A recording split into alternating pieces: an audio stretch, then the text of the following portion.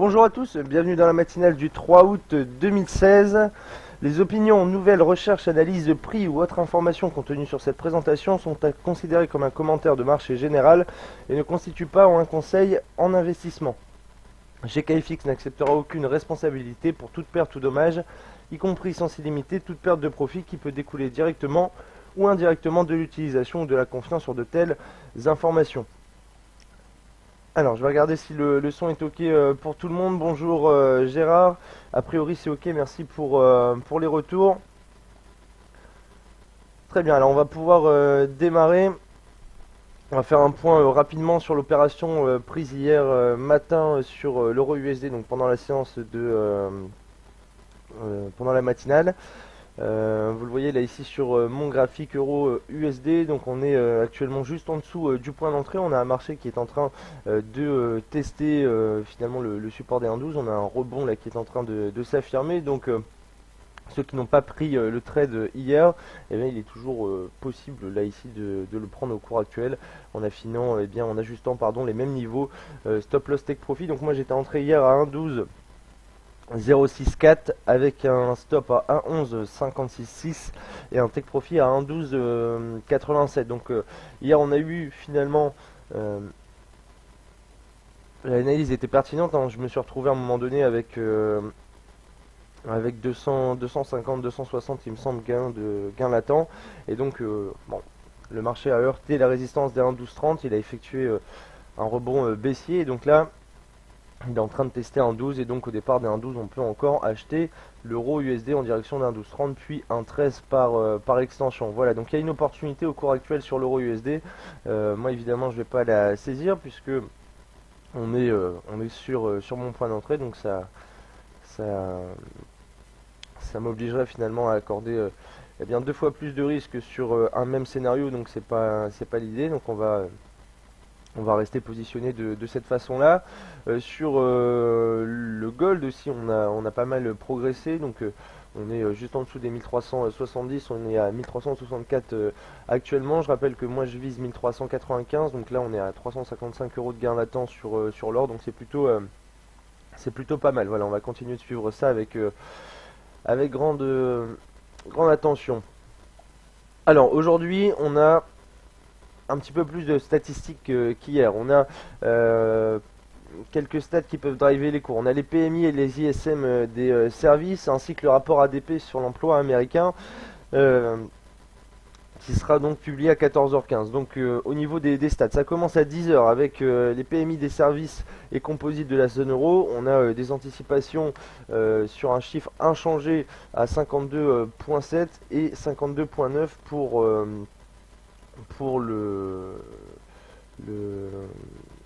le PMI composite. Donc du coup, on va surveiller ça tout de même attentivement. Ça fait un petit moment qu'il n'a pas fait bouger les cours. Il ressort très souvent conforme aux anticipations, cet indice PMI des services.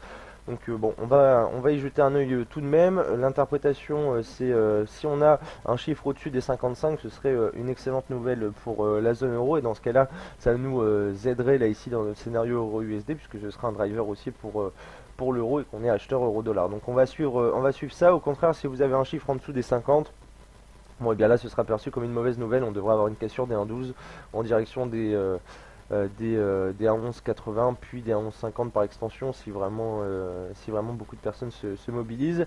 Mais bon, il faut se dire que ce matin on devrait avoir quand même moins de volatilité qu'en début d'après-midi. Pas mal de personnes vont je pense spéculer sur le rapport ADP américain qui sera un prémisse du rapport NFP de vendredi.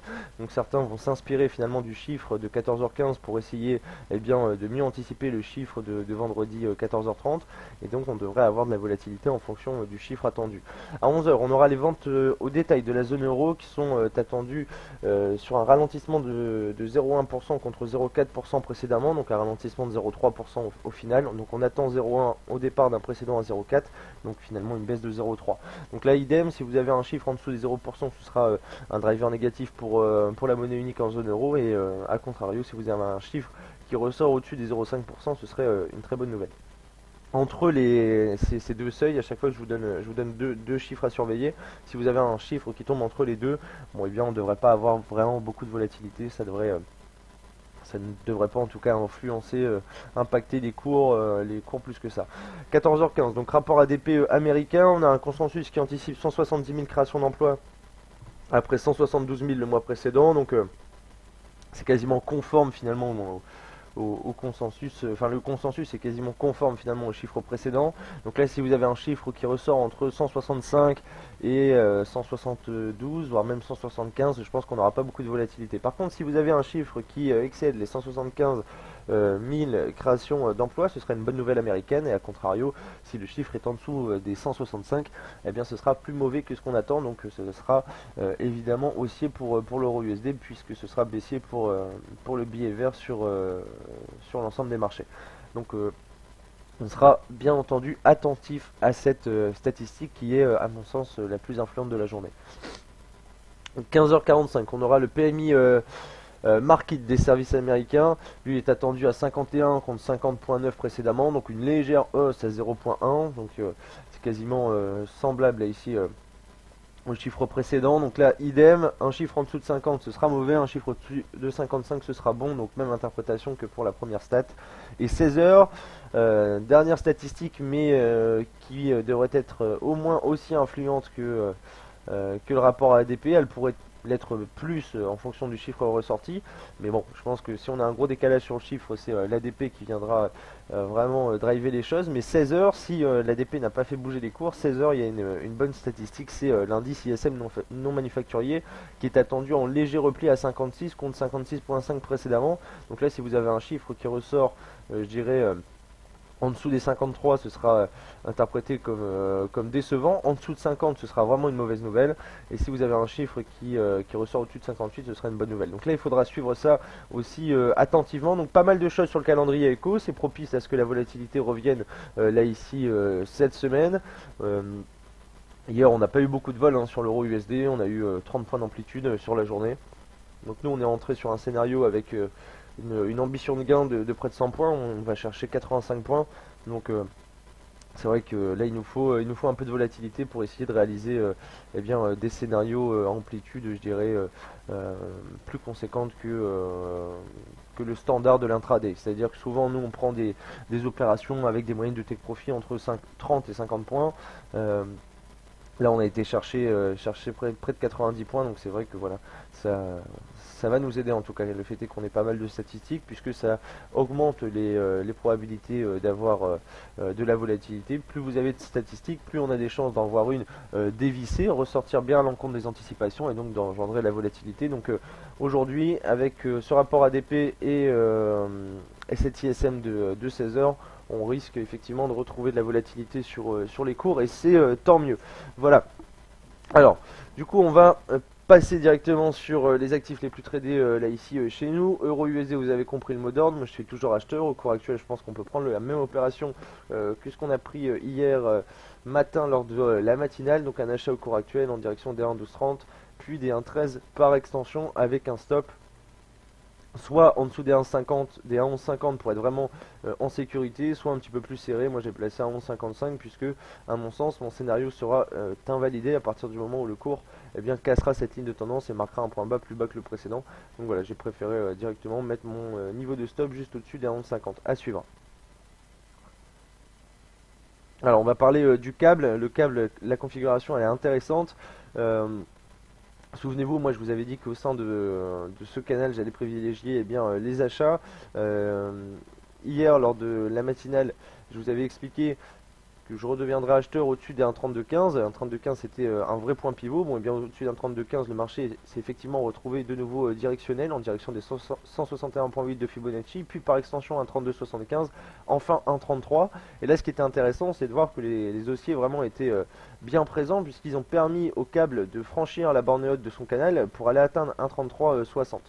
Donc un 33,60 au départ de ce niveau, on a eu pas mal de prises d'objectifs. On a eu une phase de consolidation qui entraînait un rebond, donc un correctif baissier là ici de l'actif. L'actif donc a été propulsé au départ d'un 33,60 en direction de l'ancienne borne haute de son canal haussier. Donc là ici sur ma flèche, certains auraient pu y interpréter un énorme signal d'achat en throwback, donc sur un rebond haussier au départ de l'ancienne borne haute de ce canal haussier. Donc elle faisait office de résistance, elle a été franchie, elle devait faire office de support. Elle a bien en tout cas permis au cours de consolider, mais elle n'a pas été assez costaud pour lui permettre de rebondir dessus et puis d'aller regagner un 33,60 puis d'autres résistances par extension. Donc le marché a finalement réintégré les prix au sein de son canal haussier. Il est venu sortir désormais au support des 1,33 qui est lui véritablement influent. Vous le voyez ne serait-ce que là sur les données récentes, on a une mèche qui est venue talonner là ici la résistance d'un 1,33. Donc au départ d'un 1,33,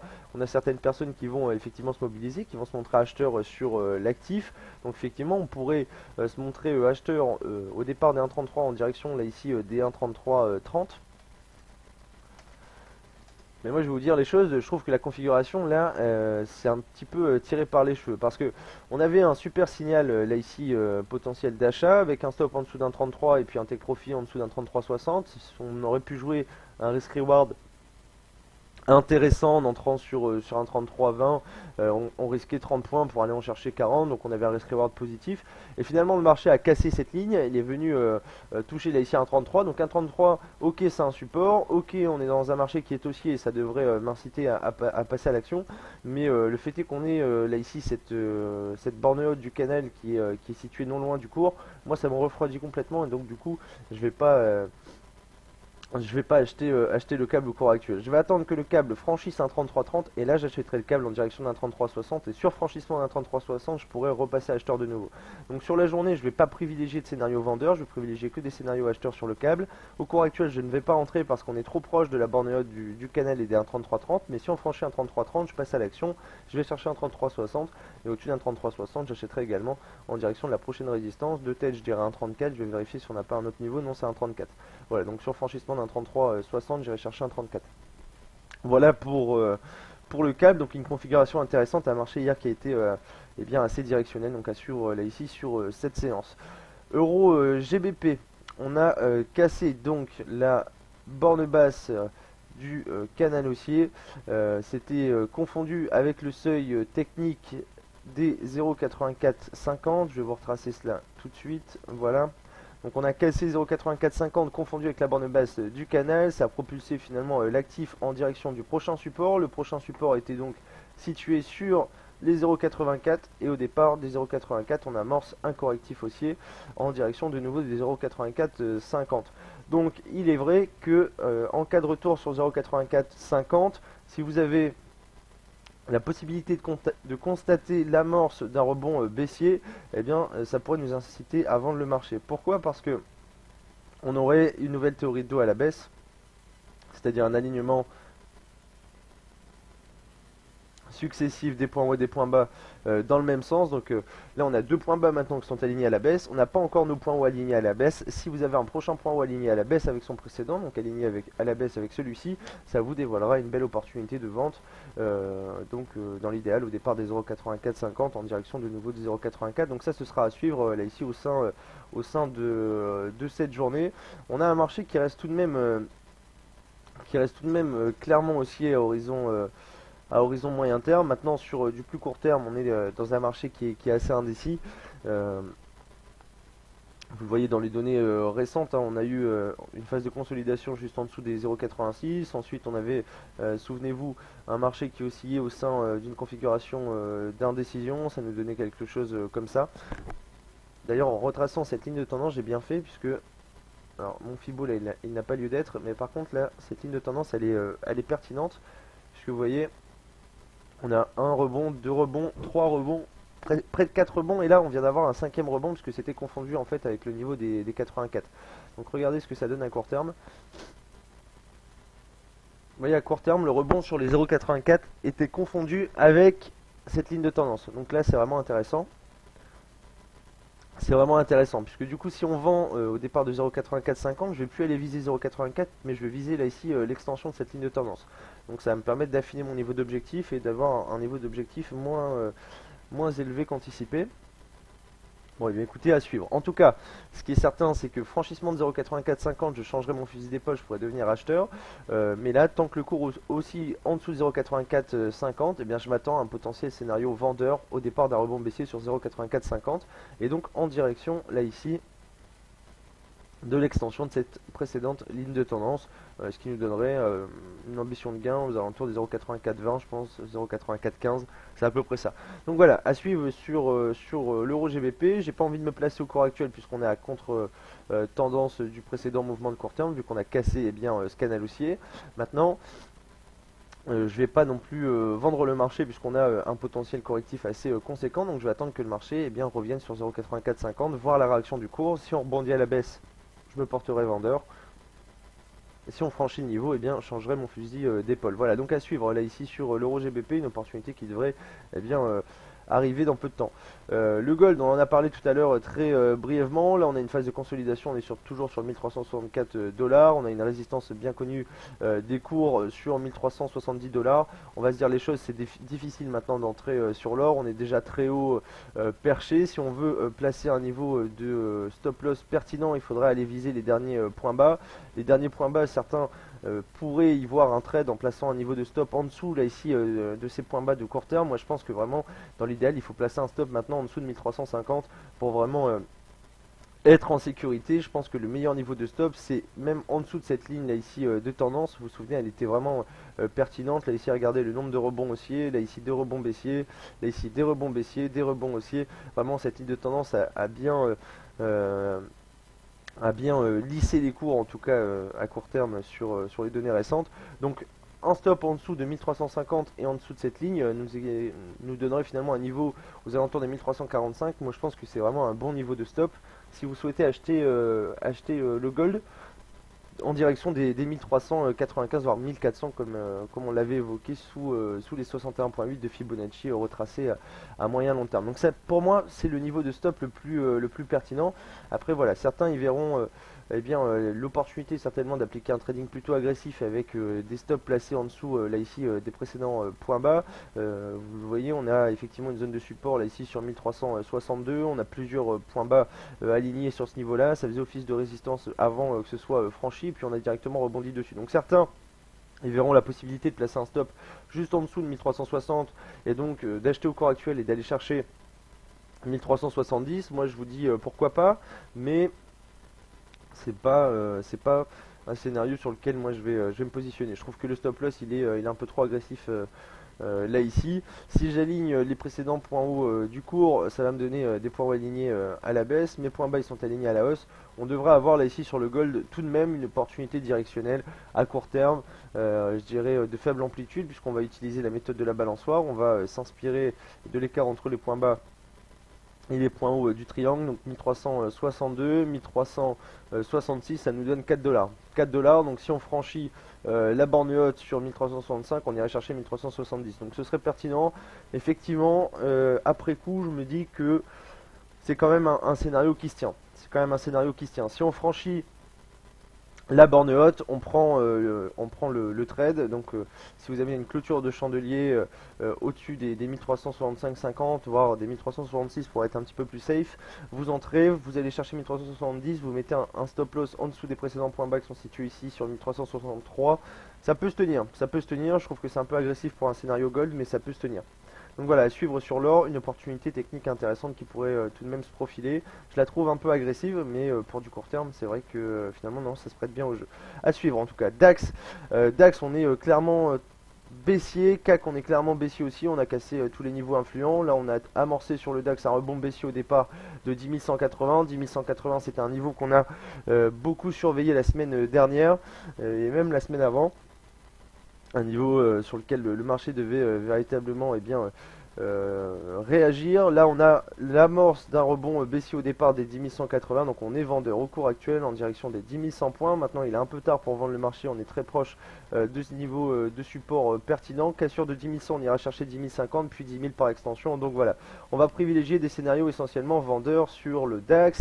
De toute façon c'est corrélé avec notre analyse d'euro USD, on est acheteur d'euro USD, donc a fortiori vaut mieux être vendeur d'indices européens. Bon bah là pour le coup on a un schéma tactique, un plan de bataille un champ de bataille pardon qui se prête bien au jeu, puisqu'on a une corrélation inverse entre les deux actifs et que de façon évidente on détermine assez aisément des arguments baissiers sur le DAX et des arguments haussiers sur l'euro USD. Donc c'est parfait. Par contre au cours actuel on arrive proche de 10 100, donc on est à 10 115. Ce serait stupide de vouloir vendre le cours là pour une quinzaine de points, vu que le dernier point haut c'est 10 180, donc vous n'allez pas avoir l'opportunité de mettre un stop assez serré. Donc il faut attendre cassure de 10 100 points pour aller chercher 10 050 puis 10 000 par extension. Le CAC, l'analyse va être véritablement similaire. Regardez l'envolée du CAC, rebond baissier juste en dessous des 4350 points. Donc voilà, maintenant on est à 4303. Moi je sais qu'il y a un support à 4300, puisque vous voyez dans les données assez récentes, on a eu un rebond aussi sur ce niveau et précédemment on rebondissait à la baisse dessus. Donc on va attendre la réaction du cours sur 4300, mais si on casse 4300, il y a une opportunité à prendre en direction du prochain niveau de support. Je vais l'affiner tout de suite, c'est 4250. Donc une cinquantaine de points à aller chercher là ici, donc sur cassure de 4300. Donc pas mal de choses déjà pour cette matinale. Il est 9h40, vous avez vu il y a pas mal d'opportunités qui devraient voir le jour, enfin qui peuvent voir le jour dans peu de temps. Donc ça va être intéressant de surveiller ces marchés aujourd'hui. Le CAC donc vendeur sur cassure de 4300, le DAX vendeur sur cassure de 10 100. On est acheteur de GBP au-dessus de 0,8450, sinon on privilégie un scénario vendeur en cas de rebond baissier sur 0,8450 en direction des 0,8420. Sur le câble on a un mouvement qui devrait être aussi au cours actuel en direction d'un 33,30. Nous on attendra le franchissement d'un 33,30 pour aller chercher un 33,60, puis si on franchit un 33,60, on se positionnera par extension en direction des 1,34. Euro-dollar, je vous ai déterminé une opportunité au cours actuel que je n'ai pas prise puisque ça reviendrait bien, à reprendre la même opération qu'hier. Donc acheteur au cours actuel en direction des 1,1230 et sur franchissement en direction des 1,13. On a fait le tour des principaux actifs. On n'a pas parlé du WTI, mais je vous en parle rapidement. Hier, je vous suggérais une vente sur cassure des 40 $ en direction des 39,50. 39,50, ça a bien été touché. Maintenant, au cours actuel, on est juste en dessous de ce niveau. On a un marché qui est plutôt propice à la consolidation, à la correction. Moi, je ne vais pas passer à l'action entre 39 et 39,50. Par contre, sur cassure de 39, je redeviendrai vendeur en direction. Je dis pas de bêtises, ouais, c'est ici, et ici il me semble que c'est 38,50.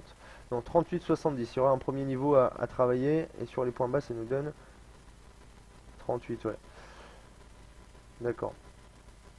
Ouais, donc 38,30 prochain seuil en cas de cassure des 39,50. Donc ça sera intéressant à surveiller, mais je pense tout de même, là on est sur du daily. Je vais enlever l'automatisme et je vais regarder dans les données un peu plus récentes. Alors 39, ouais, non, on a 39 avant. Enfin, c'est pas très influent en fait, 39. On n'a pas beaucoup de rebonds. C'est assez délicat, là, on est un peu dans le noir. Hein. Sur le WTI, le marché il ne fait que de baisser et du coup on essaye de chercher des niveaux sur lesquels prendre ses objectifs. Mais ça devient compliqué, Donc moi le conseil que je vais vous donner c'est bête et méchant hein, mais c'est franchement d'essayer de vendre le WTI à chaque fois qu'il casse un support, d'aller chercher un prochain niveau psychologique si vous n'avez pas de niveau technique retracé sur votre graphique. Donc si on casse 39,50 et que vous n'avez pas de retracement valide sur votre cours, sur votre graphique, vous allez chercher 39 puis 38,50 puis 38 puis 37,50. Et c'est triste à dire, mais c'est vraiment bête et méchant. C'est jusqu'au moment où ça va casser, c'est-à-dire jusqu'au moment où finalement le WTI va amorcer un correctif et vous allez le perdre ce scénario. Mais ce qu'il faut dire, c'est qu'avant de perdre ce scénario, regardez combien on aurait pu en gagner. C'est surtout ça. Depuis la baisse, depuis les 45, nous on suit le WTI attentivement. Tous les matins, je vous donne les niveaux à aller chercher. Et donc, on n'avait que des scénarios gagnants là depuis vraiment pas mal de temps sur le WTI. Donc, moi, le conseil que je vous donnerais, c'est vraiment d'essayer de maximiser là ici la baisse du WTI, de vendre le marché à chaque fois qu'il casse un niveau influent. Et puis, vu qu'on est un peu à l'aveugle, étant donné qu'il n'y a plus vraiment de support influent là ici proche du cours, eh bien allez chercher des niveaux tous les 0,50 $ si vous n'avez pas de retracement effectué. Donc 39,50 on va chercher 39, puis 38,50, 38, etc. Bon là j'avais repéré 38,30 donc on se méfiera. Mais si vous n'avez pas pu repérer de seuil, identifier de seuil pertinent. Fixez-vous des niveaux qui devraient être psychologiques, et puis effectivement à un moment donné ça va casser parce que le WTI va amorcer un correctif, mais ce qu'il faut se dire c'est que ça fait presque partie du jeu, parce que vous allez encaisser une perte pour énormément de scénarios gagnants au préalable, donc ça vaut le coup. Et puis surtout que le marché n'est pas non plus à l'abri de continuer de baisser, et qu'on peut encore peut-être aligner des gains tous les matins encore pendant plusieurs séances. Donc il faut à mon sens profiter là ici du mouvement, bien qu'effectivement ça commence à nous faire peur parce que ça fait longtemps que ça baisse et que ça n'a pas encore corrigé. Eh bien il faut tout de même profiter de la baisse, ça pourrait encore se poursuivre, et pour le moment ça nous a donné que des opportunités très simples depuis mi-juillet à peu près. Je verrai après le 20 juillet, c'était vraiment évident.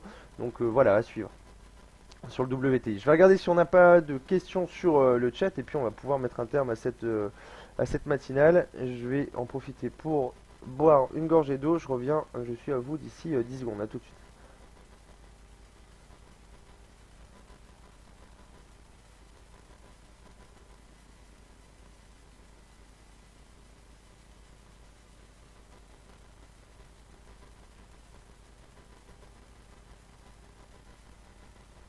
Ok, on n'a pas de questions sur ce qui a été dit. N'hésitez pas à essayer de participer si vraiment vous avez envie euh, de partager ou d'éclairer des petites choses. On a Guillaume qui me demande si le ROCAD dépend du WTI. C'est vrai que l'USD CAD aussi, en fait, le dollar canadien, il dépend, il y a une vraie corrélation avec le WTI. Moi, j'avais déjà entendu parler plusieurs fois également d'une corrélation avec l'or. Je l'étudie pas vraiment. C'est-à-dire que les corrélations en fait entre paire de devises et matières premières, à part, je dirais, les corrélations dollar et pétrole et dollar or, puisque l'or c'est coté en dollars, et le pétrole, eh bien, il y a un actif qui l'est également. Donc je sais que quand on a de très bonnes nouvelles américaines, l'or eh bien, devrait chuter, et idem pour le WTI, mais au-delà de cette corrélation simple et évidente, puisque ces matières premières sont cotées en dollars, je ne fais pas de corrélation sur... vous savez, il y a aussi beaucoup de personnes qui parlent de l'AUD. L'AUD, ce serait corrélé à l'or. C'est comme ce que j'entends sur le CAD qui serait bien corrélé à l'or et au WTI. Bon, je vais pas du tout dire que ça ne fonctionne pas, puisque en réalité je n'ai pas le mérite d'avoir pu tester de façon assidue ces corrélations pour me permettre de tabler sur un jugement définitif. Mais c'est vrai que voilà, moi je les utilise pas. Je les utilise pas parce qu'en fait je trouve que c'est pas dénué de bon sens. Je trouve que c'est pas instinctif. Vous voyez, je trouve que pour moi c'est pas une chose qui est évidente. D'un point de vue macro-éco, je vois pas.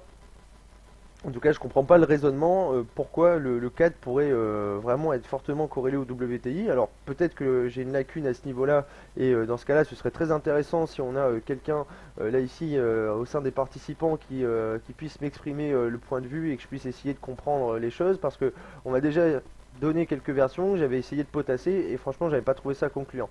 Donc voilà, pour le moment, moi c'est vrai que au niveau des corrélations, les corrélations que j'utilise, c'est surtout quand on met en rapport devise matière première, c'est surtout le dollar. Au-delà de ça, je suis pas très attentif. Et ensuite les corrélations inverses entre indice et Forex, ça je les utilise pas mal. Avant on avait d'autres corrélations très évidentes qui ne sont plus d'actualité. Je pense notamment à l'euro USD et l'USD CHF. Quand on achetait l'euro USD, il fallait vendre l'USD CHF. Bon, ça c'était avant le crack de la BNS, mais avant on avait vraiment une corrélation évidente. Et il y en a d'autres sur d'autres actifs. Puis après on peut jouer sur euro USD, GBP USD, euro GBP. Si vous achetez l'euro USD et que vous vendez le GBP USD, bon, bien vous êtes sûr de pouvoir acheter l'euro GBP. Donc après il y a des corrélations simples sur paire de devises que j'applique beaucoup. Mais voilà, c'est vrai que c'est une bonne question de Guillaume. Est-ce que l'euro 4 dépend du WTI? Pour vous répondre plus simplement, je dirais que effectivement j'ai déjà entendu cette information, mais que moi je n'ai jamais essayé d'en tirer profit, puisque j'ai jamais réussi à déterminer finalement le vrai raisonnement macro-éco qui lirait le CAD au pétrole ou le CAD au gold. Mais voilà, je suis ouvert au débat. Si on a des personnes qui partagent ce point de vue et qui sauraient me le justifier, je pourrais effectivement bien prendre en considération leur argumentaire, et puis essayer peut-être de parler de ça peut-être demain matin. Vous voyez, c'est ça aussi l'idée de rendre ça interactif, c'est que si vous posez des questions sur des choses que je connais pas, eh bien, où j'ai pas travaillé récemment, eh bien, je vais essayer de le mettre en pratique pour qu'on puisse élucider la problématique ensemble. On va passer du temps sur cette problématique en question pour essayer de voir est-ce que ça marche, est-ce que ça marche pas. Donc du coup, ce que je vous propose, Guillaume, c'est que demain, 9h15, lors de la matinale, on étudie une corrélation WTI EuroCAD. Donc je préparerai deux graphiques et puis on regardera un petit peu ce que ça donne. On essaiera de se faire notre propre point de vue, mais voilà. Donc je l'ai déjà fait ça, graphiquement parlant, et j'ai pas trouvé ça très influent. Et ce qui m'a bloqué, c'est que je trouvais que d'un point de vue interprétation macro, il n'y avait pas d'évidence en soi. Mais voilà, après c'est peut-être moi qui n'a pas connaissance d'une notion bien spécifique sur le CAD. À voir. Je pense que il faudrait qu'on potasse là-dessus en tout cas. Donc si d'autres personnes souhaitent rebondir sur ça, n'hésitez pas. N'hésitez pas. Alain me dit tout est clair. Selon lui, voilà pourquoi il n'y a pas de questions. Mais j'espère qu'Alain ne se trompe pas. Merci Alain. Super. Bon, bien écoutez, on va mettre un terme à la séance. Du coup, si on n'a pas davantage de questions, on se retrouvera demain matin à 9h15 pour une autre matinale. Demain soir pour la séance de trading en direct. On n'a pas pu la donner hier, puisqu'hier on avait Nabil Berwag, cofondateur de Crescendo Live Trading, qui nous a donné un webinaire sur une initiation au scalping, au trading de court terme. Donc c'était intéressant. On avait pas mal de monde, il y a eu pas mal de questions pertinentes également. J'espère que ça vous aura plu. Voilà, eh bien écoutez, je vais mettre un terme à cette séance. Je vous souhaite à tous de très bons trades, bonne journée et à demain matin.